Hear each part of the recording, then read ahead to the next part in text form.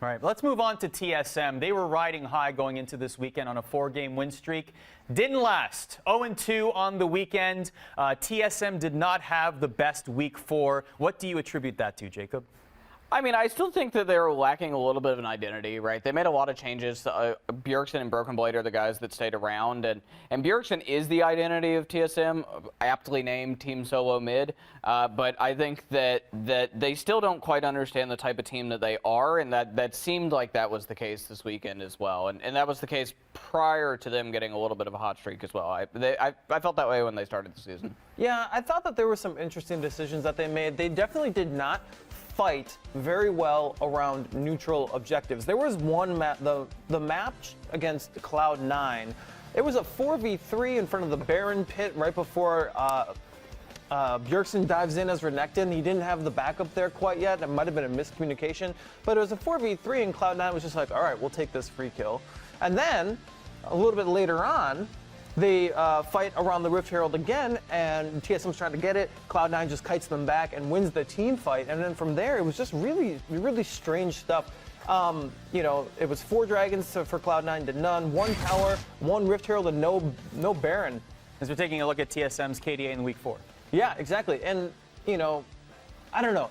Their fights around neutral objectives were not clean. And I think that either it's decision-making, team comps, whatever it may be, it was really, really strange. Against Flyquest, it was really tough to watch because they had a heavy 80 damage comp.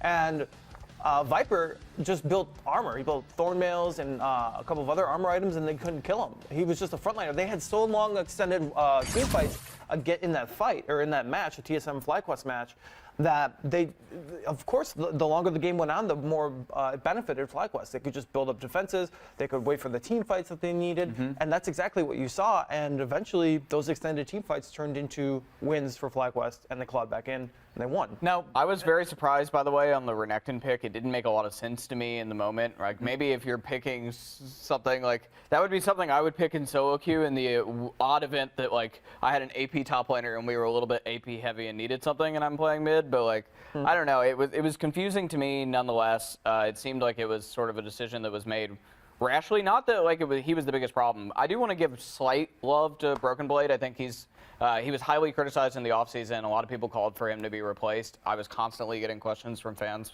Is he out? What's the deal? But like, he seems to be one of the most consistent members in TSM this split so far.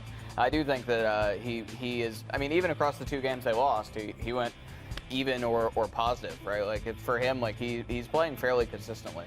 Yeah, I think you can never really point to Broken Blade as the singular reason TSM loses a matchup in this split. I don't necessarily think there is one singular reason. I don't think there's a singular player that has a problem that needs addressing. I really do think that the team is strong overall, both on paper and is looking better overall. But this last weekend was definitely a step backwards for a team that we thought was moving forward and off in the right direction. Lunar Wolf in the chat says BB is their best player. Meanwhile, Cyro Fredson says, does Dardoch get another chance if this TSM team doesn't work?